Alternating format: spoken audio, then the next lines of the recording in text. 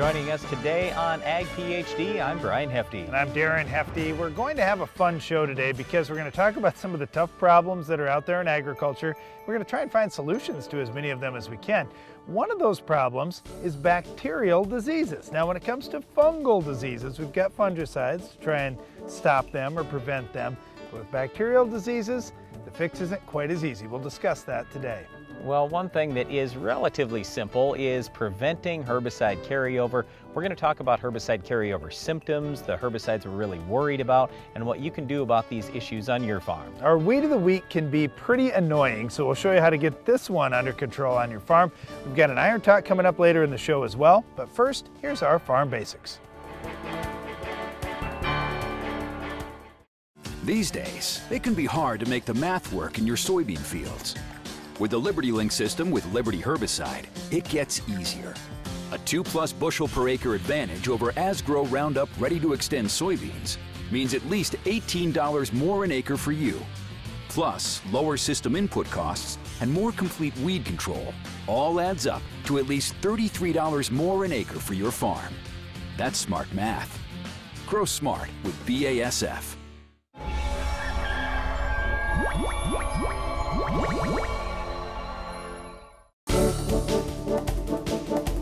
When I talk to non-farmers, one of the most common things I hear is, well, farmers only have to work a month or two in the spring and a month or two in the fall. That seems like a pretty easy life. Well, it would be. It would be. That would be a real simple. I totally agree. And it's crazy. It's kind of like saying, well, the baker, he only has to work for an hour baking the stuff. That's it. No way. There's a lot more that goes into farming, just like there is with most jobs out there. And the thing is, you just don't see a farmer in the environment you expect to see him in. You would expect, oh, he's going to be in a tractor or a combine all the time. Nope. In fact, one place that he spends more time than he does in the tractor or in the combine is probably in the truck. Yeah, so trucking has become one of the biggest jobs that a farmer has to do. And I want you to think about this just a little bit and how yields have changed. Even 15 years ago on our farm, we were only getting 130 bushel corn average. That's it. Well, today we're getting almost 230. So that's 100 bushels difference. So just that 100 bushels trucking, I mean, it's enormous. In other words, every 10 acres, now we've got another semi-load going off. This coming year, we're going to have 2,000 acres of corn. Think about 200 more loads that have to go off a farm. 200 loads, my goodness, how many are we going to do in a day? 4 loads a day? Well, there's 50 more days of work that we just added for our farm. It's huge. Well, trucking is a big deal, and when farmers think about what they're going to do with this trucking and where they're going to go, a lot of times the options that they have are within a few miles of home, but sometimes the grain buyers are further away. So like Brian mentioned, yeah, you might be able to get several loads hauled in a day, but if your grain buyer is further away from home, it may take even a little longer. Well, that's what I was getting at. You know, if we can haul somewhere a little bit further and get a better price, we're willing to do that because that pays for the trucking. So all of a sudden, as farmers, we've had to get commercial driver's licenses, buy semi-trucks, and haul this stuff in many cases 50, 100 miles, in some cases even 200 miles away. Now the good news is sometimes we can backhaul fertilizer or other products, but the point is we're now spending so many days out of the year just doing trucking, and that's one thing a lot of non-farmers just don't think about. So we wanted to point that out today. You know, one last point, Brian, is people think farm size is getting so big and it's just these great big farmers they're the only ones left. Well, it isn't true. A lot of the smaller farmers that don't have as many acres to farm may pick up a side job, and that side job in many cases could be trucking. And they may do some trucking for other farmers in their area in addition to hauling grain from their own farms. Well, one of the other jobs that farmers are doing all the time is scouting their fields, and unfortunately they too often see our weed of the week. We'll tell you what this weed is coming up later in the show. What do the top growers in the world have in common? If you had some insight into their strategies, would that help guide you moving forward? I'm Darren Hefty with Ag PhD. On Tuesday, February 19th, we'll be holding a free Secrets of High Yield Fields workshop on our farm near Baltic, South Dakota. We'll show you soil tests from some of the highest yielding fields in the world, compare them to farm averages in your area, and discuss which strategies will benefit you most. Attend the Ag PhD Secrets of High Yield Fields workshop. Register today at agphd.com. Do you feel like there's never enough time to get everything done before planting? The window for spring work is quick and unforgiving. Give yourself the upper hand with the ProTill High Performance High Speed Disc. More and more farmers agree the ProTill is the right tool for springfield conditions and heavy residue management. Zero maintenance bearings, independent disc technology, oversized pins and bushings allow the ProTill to handle whatever field or conditions you can throw at it. Degelman High Performance Equipment. At Estes Performance Concaves, we know how valuable your time is at harvest. That's why we designed the new XPR concave system. The XPR system is the #1 performance concave system on the market, surpassing the rest in both speed and efficiency, ensuring every last grain from your field gets into your tank. Plus, XPR concaves work for all row crops. No more changing concaves, meaning you have less downtime. Take back your bushels this harvest. Get Estes Performance Concaves in your combine today. Ideal for herbicide applications, the ultra-low drifts large air-inducted droplets were designed to eliminate driftable fines without sacrificing coverage. Its thick three-dimensional pattern creates multiple angles for the spray to cover the target. Hypro, helping you spray better.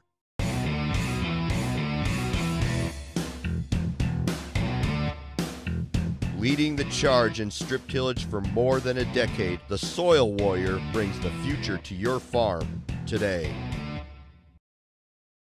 Your planter is the single most important piece of equipment on your farm, because without a uniform stand, you can't reach maximum yield. That's why Harvest International set out to design a planter that takes advantage of the newest innovations in planter technology. Built tough for high speed and integrated with the latest precision enhancements, Harvest International planters ensure every seed you plant today puts more in your bin at harvest. Harvest International, planting the future. Why do I farm? It's just something I've always wanted to do. Something I've known since I was my daughter's age. I think about what kind of farm I'm going to hand over to her. About how I can make it more successful, more sustainable. I talk to other farmers, with agronomists and advisors to help me make better decisions. To figure out what's working for them and how to make it work even better for my farm. Because when you farm, you have a responsibility to keep it growing. To look at a freshly planted field, a newborn calf, even your bottom line. Then ask yourself, how do I help this grow? How can I make it even more productive? I ask myself these questions every day. Because no matter what I'm doing, I'm still a farmer.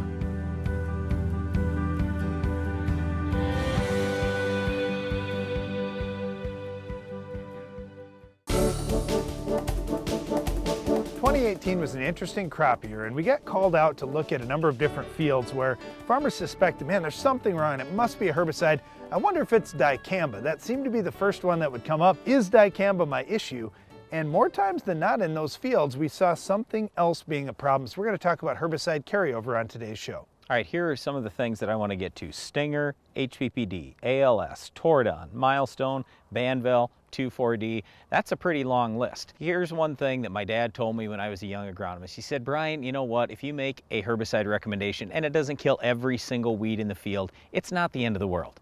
But what is a big problem is if you make a herbicide recommendation and now you hurt somebody's crop either that year or the following year. We have to be really concerned as agronomists and farmers all the time that these residual herbicides we're using aren't creating big problems for us in the future. So the first one I wanted to mention today is Stinger. Now if you hear Stinger and say, I haven't been using that product on my farm, well, you may have been in different combinations. There are products out there in front of corn like Sure Start and Triple Flex that have some Stinger in them.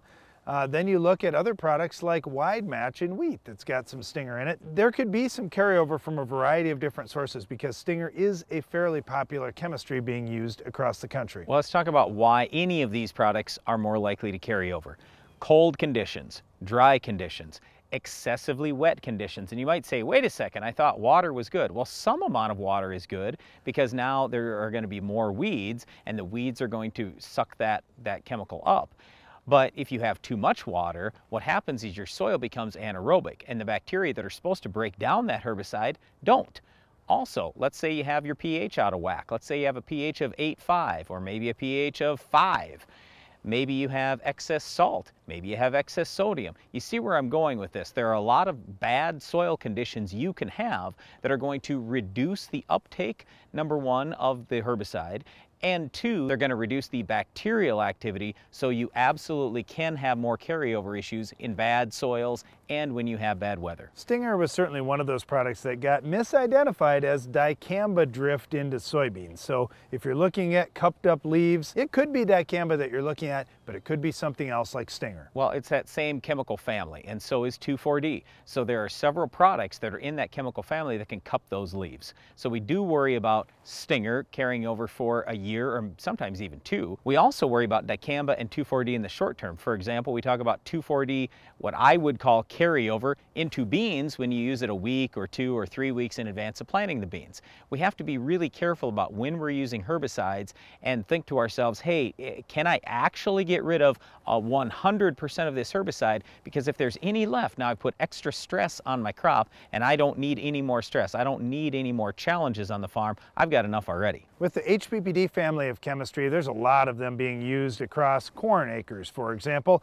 And here's the challenge. When you're looking at the pre-emerge options for HPPDs, they're pretty inexpensive, but oftentimes they have a double rate of that HPPD product compared to what you're going to use post. So if you say, oh, I've been using Callisto or Lotus or Impact or Armazon post, guess what? When you see those in pre-emerge herbicides, it's double the rate, so you have more chance of carryover in our opinion. So definitely watch that and watch the rates that are in the products you use. Let's talk about ALS herbicides for a minute. You can think about Pursuit. Okay, we all knew that if you use too much Pursuit, especially in low pH soils, you'd have a lot of carryover issue. Well, one of the challenges we run into today is First Rate. You could use First Rate by itself in soybeans, or you could use it in a product like Authority First or Sonic. You have to be really careful here again. High pH, we have a lot more problem with First Rate. It doesn't break down as quickly. It's much more active. And also, if you start going too high of a rate, which commonly people do with the pre-emerge, and we even have some people that use it pre and post, that's an absolute no-no. You just want to use it once per season, just like the HPPDs. Once per season, that's it. One other product that I'm concerned about is Tordon. This one often gets used in non-crop acres or in CRP acres that could potentially come back to being crop ground down the road. So if you're using Tordon, make sure you stop using it 5 or maybe even 10 years before you convert that land back to cropland. I kind of look at it the same way as some of these other pasture products. Anything containing Tordon, yes, I agree with Darren. Anything containing Milestone doesn't last quite as long in the soil as Tordon, but it'll last several years. Same thing with the Cimarron products. Anything with Ally. All these herbicides, they're great because you get good soil residual, but they're also bad if you want to rotate to different crops. So we really encourage you, check the rotational restrictions on the label of any herbicide you're going to use, and then you've got to add more months to that rotational restriction if you have bad soil conditions or bad weather like really cold and dry. One factor that you need to look at in your fields if you're having trouble with yield or just crop performance is what is your herbicide history, what have you used, and is there potential carryover? Take a look at that. We named a number of products today. There are certainly more out there, but you want to be cautious about what you use to control your weeds. We'll show you how to stop this tough weed later in the show.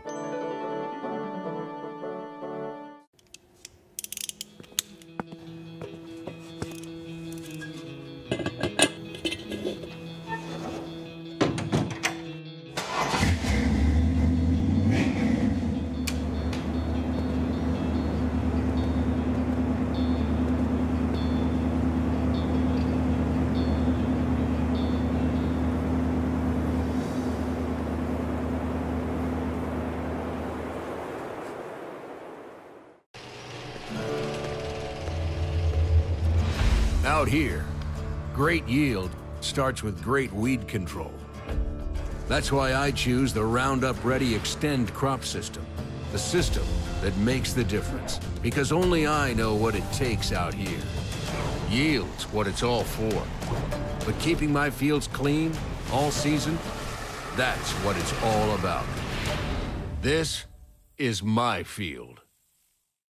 Farmers across the country have put their confidence in the Roundup Ready Extend crop system. These are their experiences. This year, Extend Max has been a great tool for us to go out there and to kill weeds. We applied it early on a couple fields that were dirty. It really did a phenomenal job on getting the fields clean. Our Roundup Ready to Extend soybeans last year performed very well. Our percentage of satisfaction has got to be real close to 100%. If you're looking to expand your farm's grain handling, you want everything to be fast and efficient. The Quick Belt from Norwood Sales is your all-around grain handling solution. Our conveyor-based system uses an 18-inch belt and a 10-inch tube, which minimizes seed damage while moving more than 10,000 bushels an hour. That's fast enough to fill a semi in 6 minutes. Plus, our hood is designed to gently direct the flow of grain straight down, keeping your crop in condition. Keep your grain and your farm moving with the Quick Belt from Norwood Sales. Let's take a look at our picks for the championship season. We've got 10-34-0. No. I don't want to talk about them. I want to talk about this Agro-Liquid team. Take a look at this lineup. They got it all. The talent, their players can meet any challenge on any field. The coaching staff, the best I've seen. So that's your pick? No discussions? Nope. Agro-Liquid is the team. They're going all the way to the championship.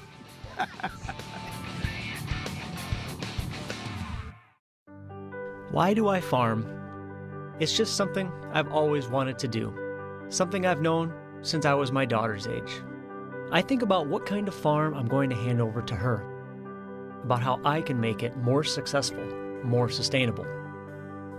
I talk to other farmers, with agronomists and advisors to help me make better decisions, to figure out what's working for them and how to make it work even better for my farm.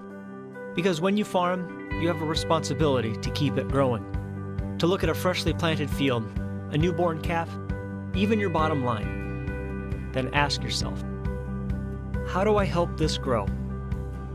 How can I make it even more productive?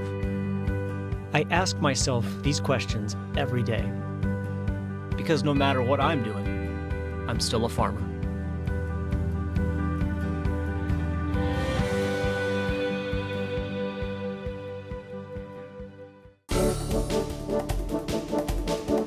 Fungal diseases can be difficult to control, but bacterial diseases are even more so. We're going to talk about bacterial diseases in corn, soybeans, and wheat. All right, here's the unfortunate part. When we talk fungal diseases, like Darren said, we can control those because we have fungicides. With bacteria, all right, we'd have to have a bactericide. Well, what are we going to do for bactericides? There aren't a lot of ones that are what we would call very effective out there. So you'll see some treatments like copper, for example. People will use that as a topical treatment on top of leaves. That does burn the leaf some. It sometimes has some effect on some of the bacteria. But what are you going to do when you don't have great bactericides? Well, let's talk about that copper too real quick, Brian. When we think about nutrients, that's one that gets neglected on many soil tests. In fact, most of the soil tests we see don't even have copper tested on them. We need to see a decent level of copper in your soil. That could help you a little bit and help your plants resist that disease a little bit longer. So here's Darren's whole point. What we're talking about, since we don't have great bactericides, we have to do a better job with soil fertility and overall plant fertility. So we'd encourage you to do a good job soil testing and tissue testing and look at the micronutrients like copper that is incredibly important internally in disease. And yes, you could use copper as a foliar treatment as well to help on bacteria. But the other thing is picking the right varieties. That's the #1 thing I would tell you. If you've got a bacterial disease, make sure you are talking to your seed dealer about that bacterial disease to say, hey, I've got to have something that's really good on that particular disease with tolerance. Let's take Goss's wilt, for example. Corn breeders have really worked hard over this last decade on increasing the tolerance level of hybrids for Goss's wilt, and we've seen a big change in corn hybrids all the way down into the late 80-day maturity corn. We're seeing some pretty good Goss's wilt tolerance available on the market today. That's great. That's much better than it's been. The challenge can be, though, when does that Goss's set in? And the earlier it sets in, the more potential yield loss that you're going to have. The other bacterial disease in corn that's become bigger and bigger over the last few years has been bacterial leaf streak, or xanthomonas. When we see bacterial leaf streak out there, farmers get really nervous. It looks a lot like gray leaf spot, although the lesions have irregular margins on the edges, so you can tell the difference without having to send it in. Bacterial leaf streak, though, isn't as bad a disease in our opinion as Goss's wilt. At least to date, we haven't seen any huge yield losses out there, so it's one that we are managing. We are monitoring corn hybrids for good tolerance levels, and the breeders are starting to work on it as well. All right, and when we start talking about all these different bacterial diseases, we typically will see them when there is more damage out in fields. So in other words, hail, sand blowing, feeding from insects. So I would just tell you, if you want to prevent bacterial diseases, you got to really be scouting for insects. If you have insect problems, get them under control real early. That's going to make a big difference. Cover crops can also help you, especially if you're worried about sandy soils blowing. If you've got a good cover crop out there to protect the soil, that can keep it in place a little bit longer and reduce some of the injury that could happen to your crop. And then running equipment through, you just want to be really cautious as you run equipment through fields. If you're tearing up leaves and damaging plants, make adjustments or just figure out a different way to get the job done. The last thing I'll leave you with is rotate your crops. If you can rotate 2 different crops, that very often helps break that cycle and we see fewer bacterial diseases. Bacterial diseases can certainly be difficult to stop. Fortunately, our Weed of the Week is not so difficult. We'll show you how to stop it right after this. The Weed of the Week is brought to you by Corteva Agriscience, Agriculture Division of Dow DuPont. Finish the fight against tough weeds with the Enlist Weed Control System.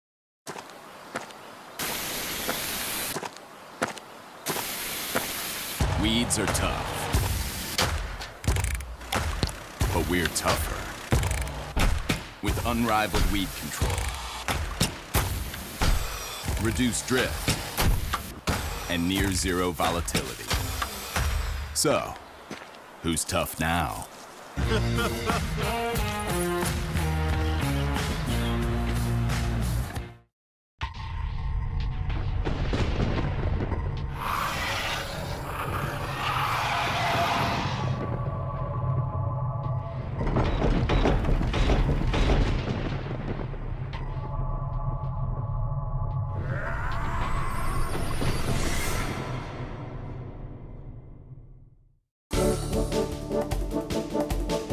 Weed of the Week is an annual weed. It's carpet weed.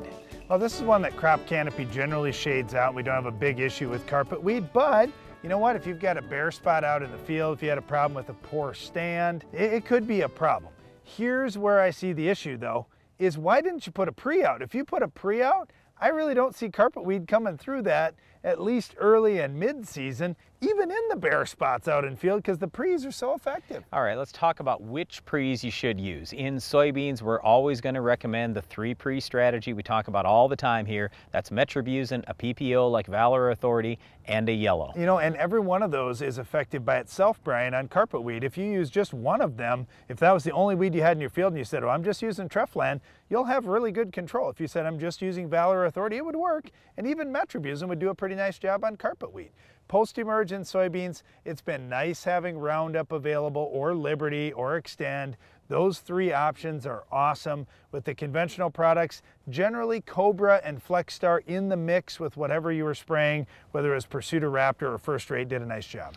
Okay, when we go to corn, I would prefer you put down Verdict, but there are other products that have activity as well. When you start talking post-emerge, Status is going to be my favorite choice, but a lot of people want to go HPPD because of the low cost. I don't have a big problem with that. I'd probably just spike it with a little dicamba or atrazine. All right, turning to wheat, Sharpen is highly effective on this weed. You're going to wipe it out in a burn down situation. You're going to have good residual going into the crop. But if there is some that pops up later, which is generally unlikely in a wheat field, but if there is some, Husky does a nice job cleaning it up. If you have this weed around your farmyard, our suggestion is to use the new 2,4-D Freelex that has low volatility but still very good performance on carpet weed. Carpet weed's an annual weed. We generally see it in the summer. It's not difficult to control. Just get after it early if you can before it spreads and takes over the area. That's all the time we have for this week's weed, but Iron Talk is coming up next.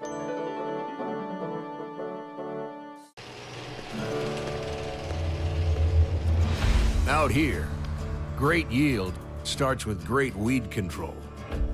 That's why I choose the Roundup Ready Extend crop system, the system that makes the difference, because only I know what it takes out here.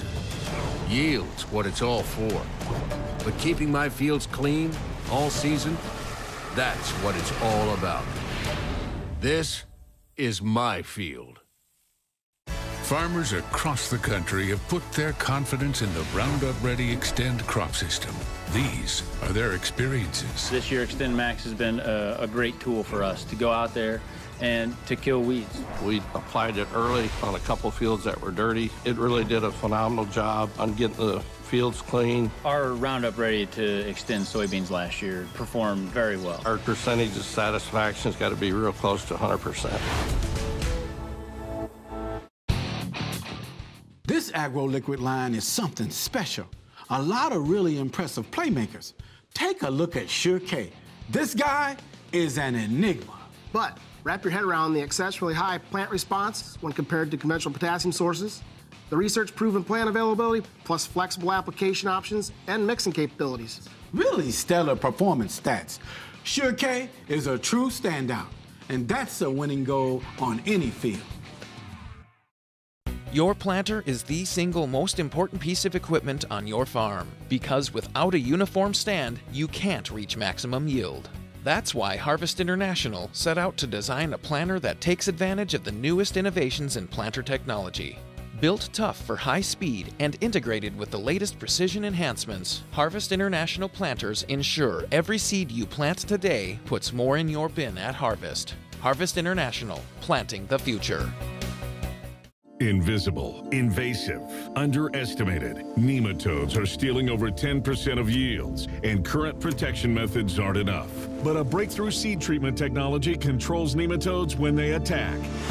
Now offering NemaStrike technology. It provides broad spectrum control from the start and stays in the root zone as plants grow. Take back your bushels with NemaStrike technology. Strike where nematodes attack. Iron Talk is brought to you by Case IH. There are 6,272,640 square inches in an acre. We counted. Why? Because we designed the TigerMate 255 field cultivator and 2000 series early riser planter to maximize every single one. So when you create the most level seedbed in the industry and target a nickel-size area to plant a seed and never miss, you'll know in high-efficiency farming, there's one name to count on. Case IH. Rethink productivity. Learn more at caseih.com/everyinch.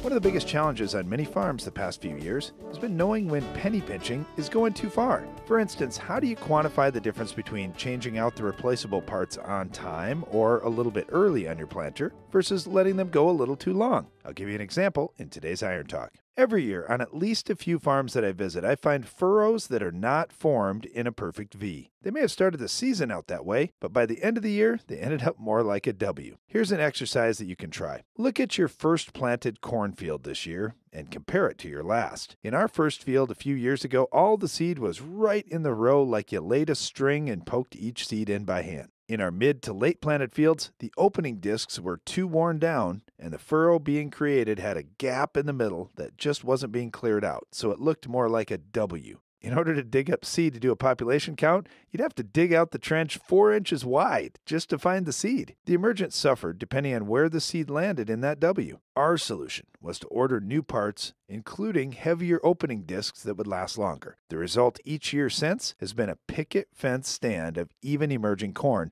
which definitely shows up on the yield monitor in the fall. Other farmers I've visited are farming enough acres where they have to change out some of these replacement parts during the season each year, so they can't just keep running with that same planter all the way through. They've got to check these things as you go. The key is to look all these things over closely before the season, and also to get out of the tractor and do some digging this spring as you're planting so it doesn't happen to you. In short, penny pinching isn't a bad thing. Just don't do it on replaceable planter parts that do impact your planter's performance. That's all for today's Iron Talk, and now back to the show.